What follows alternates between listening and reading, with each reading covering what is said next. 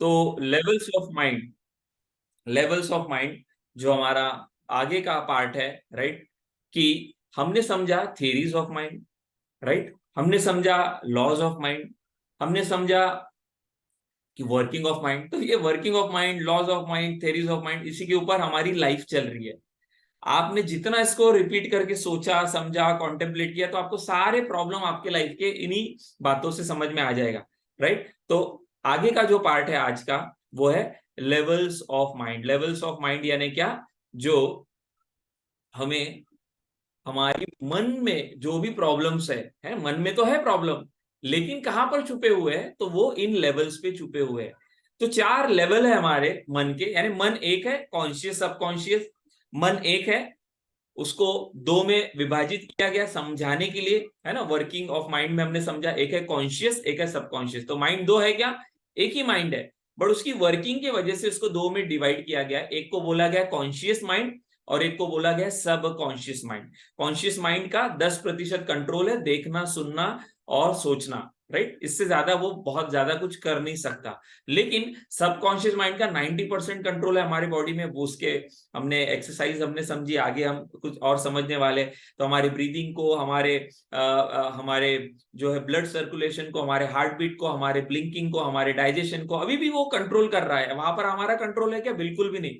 तो हमारा माइंड एक ही है, बट उसको साइंस ने समझाने के लिए उसको दो में डिवाइड किया है, लेकिन एक ही हमेशा याद रखना, दो माइंड नहीं है। वर्किंग जो है उसके वजह से, लेकिन माइंड जो है उसकी और लेवल्स भी है। लेवल यानी क्या? इसी माइंड को और तोड़ा गया समझाने के लिए, ताकि हम इजीली समझ पाए। साइंस का काम होता है चीजों को तोड़ना और तोड़ तोड़ के उसको समझना। तो साइंस का एक काम है और ये अच्छी खूबी है साइंस की। तो माइंड को और 4 स्तर पे डिवाइड किया गया। तो यहां पर ये समझिए माइंड एक ही है, बट उसकी फंक्शनिंग, उसकी वर्किंग, उसकी एक्टिविटी के वजह से समझाने के लिए उसको डिवाइड किया गया। तो 2 प्रकार के मन है, एक ही मन है, बट उसकी वर्किंग ऑफ माइंड के हिसाब से 2 प्रकार के मन, और उसी मन की 4 स्तर है, और उसी को कहा गया लेवल्स ऑफ माइंड। तो लेवल्स ऑफ माइंड यानी क्या? हमारे मन जो है वो जब काम करता है, तो जब हमारे मन में बहुत ज्यादा विचार होते हैं, राइट, बहुत ज्यादा विचार होते हैं, लगभग लगभग कितना, 14 से 21 साइकिल पर सेकेंड, राइट। क्या बोला गया है? मन में जब विचार कितने होते हैं? 1 सेकंड में 14 से 21 होते हैं। तो साइंस उस मन की अवस्था को क्या कहते हैं? उसको कहते हैं बीटा अवस्था। यानी कि क्या बीटा अवस्था? यानी कोई ऐसा बहुत बड़ी बीटा, यानी क्या? जब मन जो है उसमें ज्यादा विचार है, तो मन में 14 से 21 साइकिल पर सेकंड अगर विचार चल रहे हैं, तो उसको बीटा अवस्था कहा गया है मन की, राइट। बीटा अवस्था यानी क्या? ज्यादा विचार, इसी को कॉन्शियस कहते हैं। कॉन्शियस की होश में ना विचार ज्यादा है, काम करना है, राइट, हमें ये करना है, वो करना है, तो ज्यादातर दिन भर में हम कॉन्शियस स्टेट में रहते, बीटा अवस्था में रहते हैं। बट जैसे ही हम क्या करते हैं, जैसे ही हम क्या करते हैं, विचारों की मात्रा कम कर देते हैं, जिसको साइंटिफिक स्केल में गिना गया है, जिसको कहा गया 7 to 14 साइकिल पर सेकंड। यानी 1 सेकंड में अगर मन में कितने विचार चल रहे हैं? लगभग 7 से लेके 14। तो उसको साइंस क्या कहती है? उसको कहती है अल्फा अवस्था। क्या कहती है उसको साइंस? अल्फा अवस्था। तो अल्फा अवस्था यानी कोई ऐसी बात नहीं है जो बहुत ये है। अल्फा अवस्था यानी क्या? जब मन में कितने विचार है? कम विचार है। कितने विचार? 7 से लेके 14। अगर 1 सेकंड में 7 से लेके 14 इतने विचार चल रहे हैं मन में, तो उसको साइंस क्या कहता है? अल्फा अवस्था, या उसको कहेंगे सब कॉन्शियस स्टेट। क्या कहेंगे हम? सब कॉन्शियस स्टेट, राइट। तो कोई बोलेगा अच्छा सब कॉन्शियस स्टेट हमें कब आती है? कुछ देर पहले मेडिटेशन करवाया ना आपको मैंने, तो वो कौन सी स्टेट थी? वो सब कॉन्शियस स्टेट थी। वो जानबूझ के आपको मेडिटेशन करवाया ताकि आपको ये समझ में आए। तो प्रैक्टिकल पहले किया, थ्योरी अभी समझ रहे हैं, और इसी के ऊपर हम आने वाले दिनों में बहुत सारा काम करने वाले। इसका यूज कैसे करना है ये भी हम समझेंगे। आपने बहुत सारे वेबिनार, वर्कशॉप और ट्रेनिंग में सुना होगा अल्फा, बीटा, थीटा, डेल्टा। उसका यूज क्या है, उसका मतलब क्या है, ये हमें हिप्नोथेरेपी के माध्यम से या इस कोर्स में हम समझेंगे। तो लेवल्स ऑफ माइंड यानी क्या? जब मन में ज्यादा विचार तब बीटा, मन में थोड़े विचार कम हो गए तब क्या हो गए? अल्फा। साइकिल पर सेकंड यानी क्या? इसको फ्रीक्वेंसी भी कहते हैं साइंटिफिक टर्मिनोलॉजी में। 1 सेकंड में कितना, देखो यहां पे फ्रीक्वेंसी ज्यादा, तो ये क्या है? ये बीटा है। थोड़ा कम, तो ये क्या है? अल्फा है।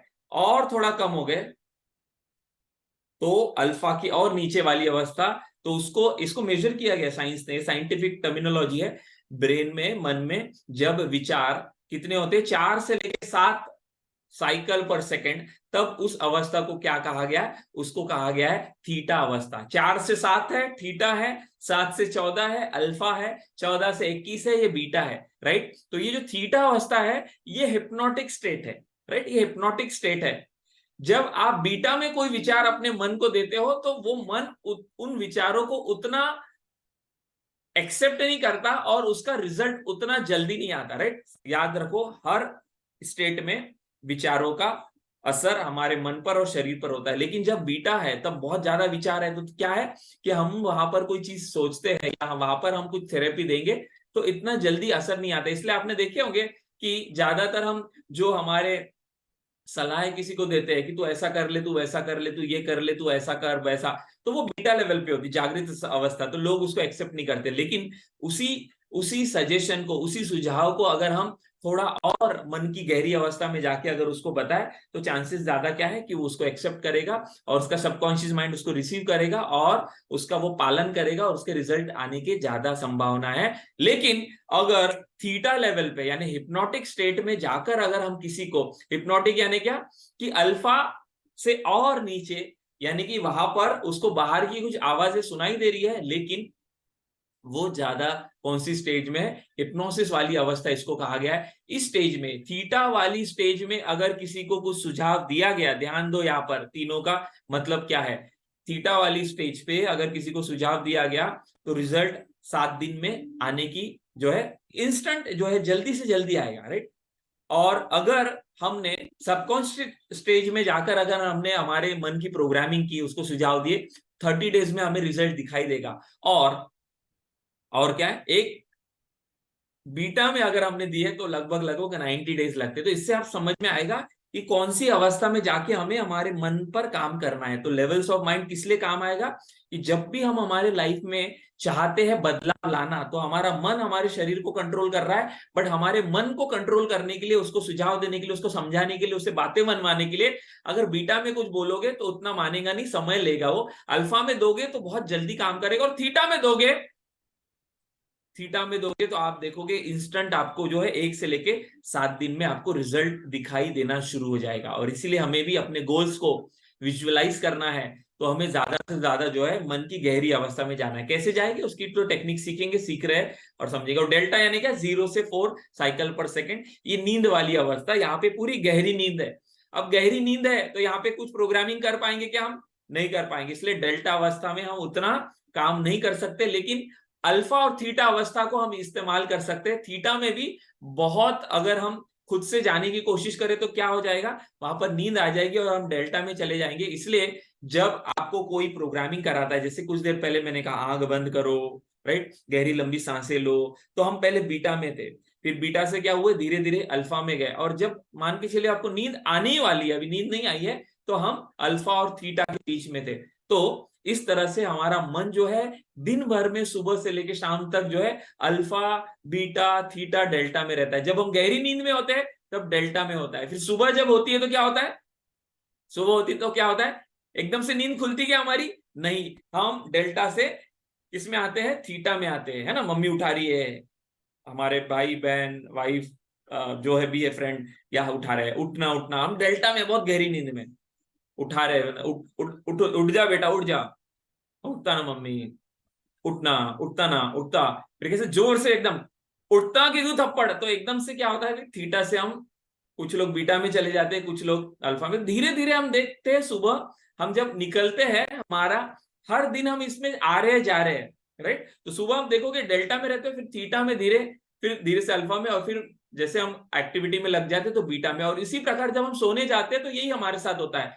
हम दिन भर कितना भी थके हो, कितने भी विचार हो, बट आप जैसे खाना खाते हो तो क्या होता है, खाना खाने के बाद एक क्या है, हमारी बॉडी पूरा ब्लड सर्कुलेशन हमारा जो है खाना पचाने में चला जाता है, तो बॉडी वैसी भी लेथार्जिक स्टेज में जाती है, राइट। और अभी नींद, दिन भर में काम किया तो नींद वाली अवस्था में हम जाते हैं। तो पहले हम रहते हैं किसमें, पहले रहते बीटा में, फिर धीरे धीरे जो है अल्फा में जाते हैं, और कुछ देर के बाद अल्फा और थीटा में जाते हैं। यानी कि पूरी हिप्नोटिक स्टेट है और इस स्टेट में अगर हमने टीवी देखी और उसमें नेगेटिव देखा तो पूरा पूरा असर तुम्हारे जीवन पे इसका होने वाला है। इसलिए कहा गया रात को सोते समय बुक पढ़ के सो, अच्छे विचार करके सो, अपने जीवन में कौन से आपके सपने हैं उसके बारे में सोच कर सो। ऐसे कोई भी विचार मत लो जिससे आप नेगेटिव हो, जिससे आपके जीवन में नुकसान हो। और इसलिए जो है रात को राइट या सुबह उठने से पहले हर ट्रेनर या हर इस तरह का मन का जो प्रोग्राम है उसमें बताया जाता है कि अपने गोल्स के बारे में,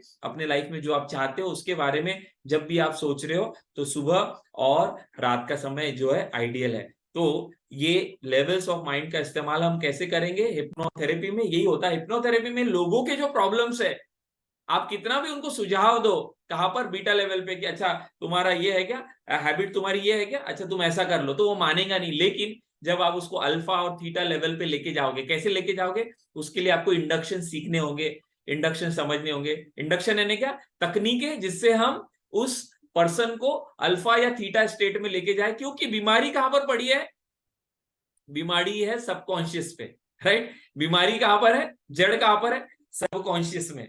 और सबकॉन्शियस में जाएंगे और वहां पर अगर हम उसको बदलाव लाएंगे तो ही बदलाव जल्दी आएगा और परमानेंट रहेगा, लंबे समय तक रहेगा। अदरवाइज क्या है, उसको आप बोलोगे बुक पढ़ लो, उसको आप बोलोगे थोड़ा पॉजिटिव सोच लो, उसको आप बोलोगे कि सुबह उठ जा, ये कर वो कर, तो वो टेम्पररी है, कुछ दिनों तक रहेगा। बट जब तक हम सबकॉन्शियस स्टेट में जाकर उसमें से उसको उखाड़ नहीं फेंकते हैं तब तक जो है लाइफ के प्रॉब्लम जो है सॉल्व नहीं होने वाले। तो सारे बीमारियां वो सबकॉन्शियस लेवल पे है, सारे प्रॉब्लम सबकॉन्शियस लेवल पे है और सारा खजाना जो है सबकॉन्शियस में है। तो हमें सबकॉन्शियस स्टेज में जाने का तरीका सीखना होगा, राइट? और वही तरीका हिप्नोसिस के माध्यम से, हिप्नोथेरेपी के माध्यम से, एनएलपी के माध्यम से, अलग अलग थेरेपी के माध्यम से, मेडिटेशन के माध्यम से हम इस कोर्स में सीखने वाले हैं। और एक बार हम सबकॉन्शियस स्टेट में जाना सीख गए खुद से या फिर किसी को वहां पर ले जाना सीख गए तो हम उस स्टेज पे खुद जाएंगे, लोगों को लेके जाएंगे और जहां